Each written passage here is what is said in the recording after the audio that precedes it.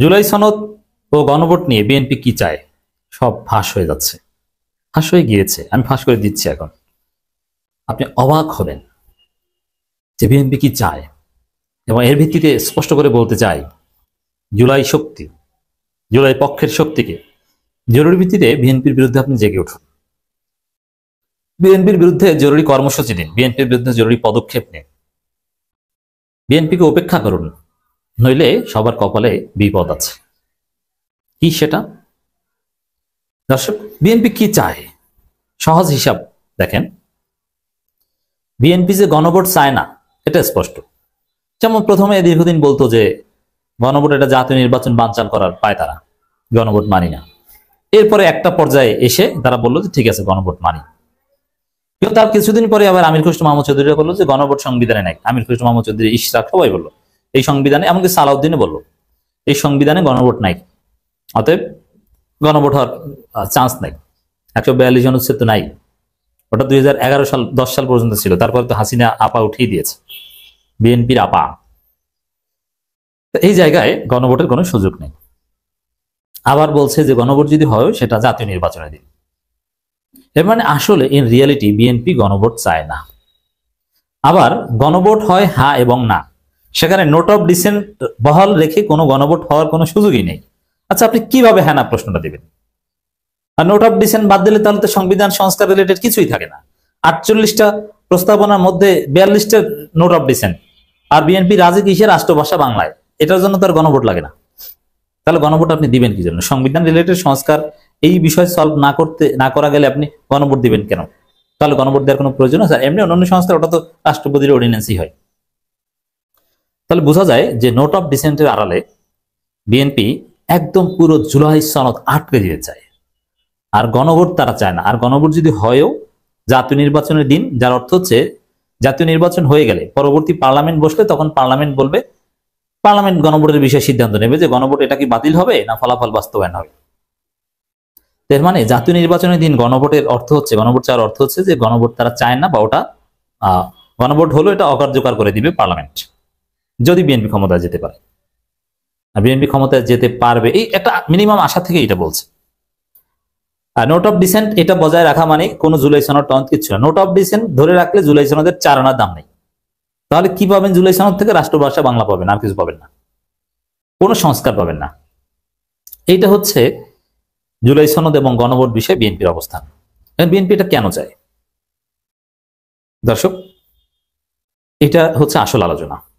BNP Yunus এবং উপদেষ্টা সবাই এবং জুলাই যোদ্ধাদের সবার ফাঁসি দিতে চায়, এবং ভারত এটা বিএনপি শিখিয়েছে।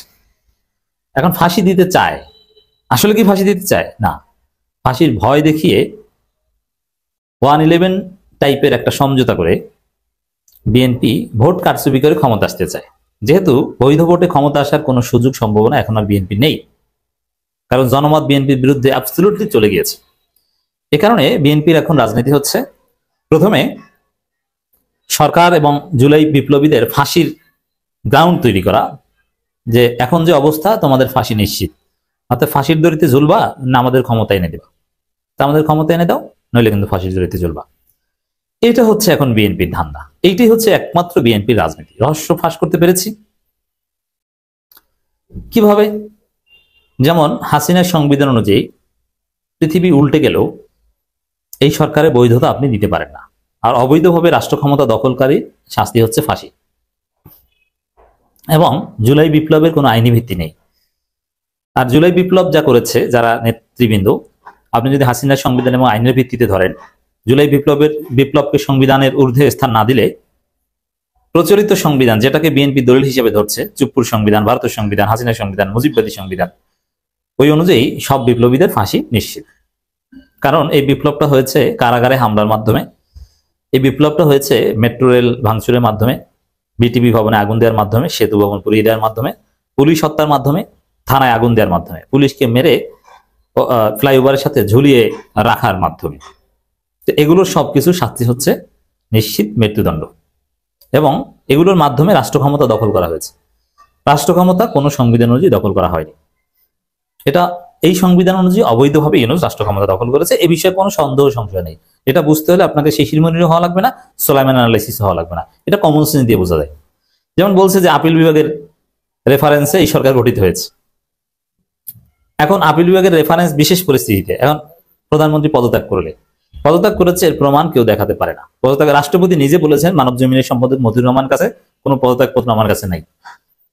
এর মানে এই যে প্রক্রিয়ায় এই সরকারের বৈধতার কথা বলা হচ্ছে, হাসিনার পদত্যাগ, আপিল বিভাগের রেফারেন্স, এগুলো সব মিথ্যা। তাহলে নিশ্চিত এই সরকার সব উপদেষ্টাদের ইনক্লুডিং নাহিদ ইসলাম সবার ফাঁসি নিশ্চিত করা যায়। ক্লিয়ার? এরপরে দ্বিতীয় হচ্ছে আপিল বিভাগের রেফারেন্স। আপিল বিভাগের রেফারেন্সের কথা বলা হয়, অথচ আপিল বিভাগের বিচারপতির ওই সময় পালাতো ক্যান্টনমেন্টে, তারা রেফারেন্স দিয়েছে কি ক্যান্টনমেন্টে বসে। এবং এটাও ভুয়া। এবং আপিল বিভাগের রেফারেন্সের কাগজ কোথায়? কোনো কাগজ কারো কাছে নাই। এবং হাসিনার পদত্যাগপত্র নাই। এবং যদি আমরা ধরেও নিই বিতর্কের খাতিরে যে ঠিক আছে হাসিনার পদত্যাগপত্র সঠিক, আপিল বিভাগের রেফারেন্স সঠিক, তারপরও 90 দিনের জন্য সেই সরকার 90 দিনের মধ্যে নির্বাচনের আয়োজন করা এই সংবিধান অনুযায়ী বাধ্য ইউনূস সরকার ছিল। কিন্তু 90 দিন তো দূরের কথা, এখন 2 বছর হয়ে যাচ্ছে, তাহলে 1.5 বছর হয়ে যাচ্ছে। তাহলে এই সরকার এই সংবিধান অনুযায়ী বৈধ একথা বলার সামান্যতম কোনো সুযোগ নেই। তো এই ক্ষেত্রে সবাইকে ফাঁসির দড়িতে ঝুলানো যায় এই সংবিধান বহাল রাখলে। বিএনপি এই সংবিধানের কথা বারবার কেন বলছে? জুলাই সনদ, নোট অফ ডিসেন্ট দিয়ে, জাতীয় নির্বাচনের দিন গণভোট দিয়ে কেন এটা করতে চাচ্ছে? যে নির্বাচনের আগে যদি এই সরকারের বৈধতা নিশ্চিত করা না যায় গণভোটের মাধ্যমে, তাহলে এই সরকারকে ফাঁসির ভয় দেখাবে বিএনপি, বলবে যে ফাঁসির দড়িতে ঝুলবা। এখন হ্যাঁ সুযোগ থাকে যে আমরা ক্ষমতা আসলে রেটিফাই করবো, তাহলে সমস্যা থাকে না, তখন আর ফাঁসির সুযোগ থাকে না। কিন্তু তখন বলতে পারে আমরা ক্ষমতা আসলে কিন্তু রেটিফাই করবো না, অতএব আমাদেরকে ক্ষমতায় এনে আমাদের আশাটা নিশ্চিত করো, নইলে কিন্তু ফাঁসি। এইভাবে ভয় দেখিয়ে বিএনপি ক্ষমতা আসতে চায়। যে বিএনপির ধান্দাটা ক্লিয়ার। এখন ইউনূসকে কি বোকা মনে হয়?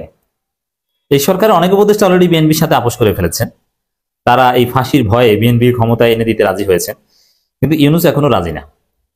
এর ফলেই আপনারা শুনতে পাচ্ছেন যে সিদ্ধান্ত দিবে ইউনূস রাজি না বলেই, মানে সরকারের উপদেষ্টাদের কথাই ইউনূস রাজি না বলেই সিদ্ধান্ত দেবেন ইউনূস, এই কথা আপনারা শুনতে পাচ্ছেন। আর ইউনূসকে যদি বাঁচতে হয়, নাহিদ ইসলামদের যদি বাঁচতে হয়, সাদিক ক্যাম্পদের যদি বাঁচতে হয়, বা সমস্ত জুলাই বিপ্লব নাসিরউদ্দিন পাটোয়ারিদের যদি বাঁচতে হয়, ফাঁসি থেকে বাঁচতে হয়, তাহলে আপনাকে অ্যাট এনি কস্ট নির্বাচনের আগে গণভোটের মাধ্যমে আগে আপনার এই সরকারের বৈধতা নিশ্চিত করতে হবে, নইলে আপনার ফাঁসি নিশ্চিত।